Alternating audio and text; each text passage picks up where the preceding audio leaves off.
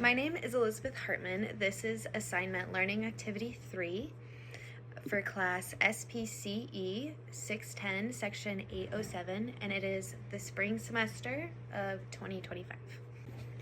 The purpose of a preference assessment is to aid practitioners in developing an understanding of what items and activities are highly preferred or not preferred for their clients, and what's going to really motivate them to increase the desired behaviors that we're trying to increase. The way to conduct a multiple stimulus preference assessment without replacement is pretty much how it sounds. So you'll sit across from your participant. You'll present the stimuli in an array on the table so that all can clearly be seen and there's an equal opportunity for each of the stimuli to be accessed. All right, today we're going to pick some toys. Let's pick one. Once a stimulus is selected, block access to the other stimuli until that trial is complete. We picked Play-Doh. That's so fun. Once that trial has been completed, remove that stimulus from the array and only allow access to the remaining stimuli that have not yet been selected until each one has been. All right, go ahead and pick another toy. Make sure you record data throughout. Let's pick another toy. What toy do you want? Cool, a ball. That's so fun. All right, my turn. Thanks, good job sharing. All right, pick another one. What do you want to play with? My turn. Good job sharing. We're almost done. All right, pick another toy.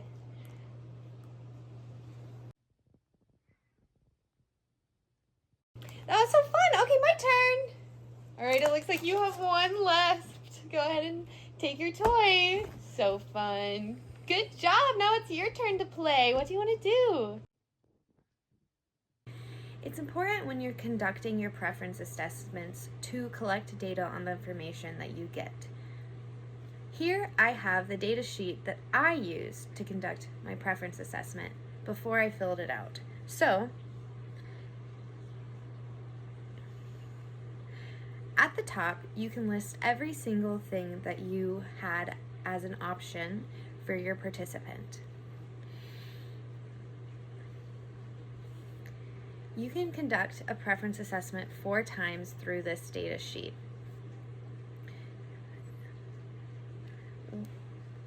When filling out your box, you'll write down the first item that your participant chose and where it was on the board. Then you'll remove that stimulus and document the next trial, and so forth until everything has been selected. Make sure to put where it was on the table. Once you have conducted all 4 of your assessments, you're going to go up here and write in the sum of trial numbers for each item. This will let you know how preferred each item is.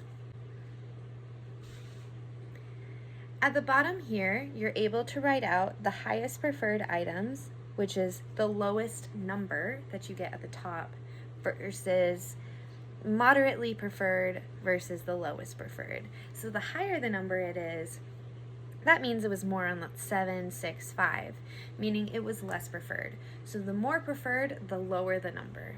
Here are the final results of the preference assessment. So I ended up conducting it 5 times. And after each time, I marked when they picked the item and where the item was on the table when they picked it.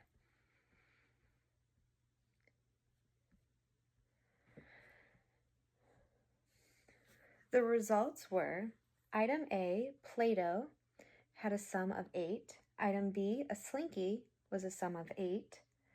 Item C was a ball with a sum of 23. Item D was a fidget spinner with the sum of 15. Item E was a poppet with the sum of 21.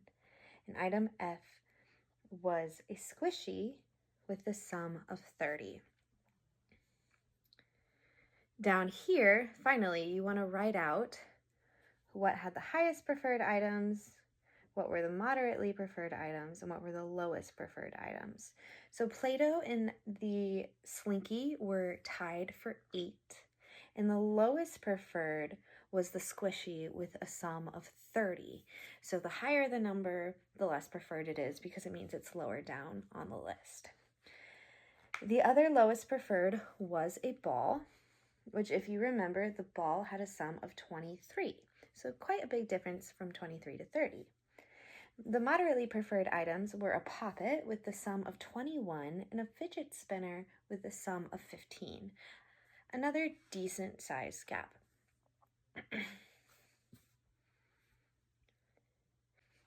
So as a practitioner, this informs me that the highest preferred item was Play-Doh and Slinky. So they are the most likely to motivate my client to increase our target behaviors.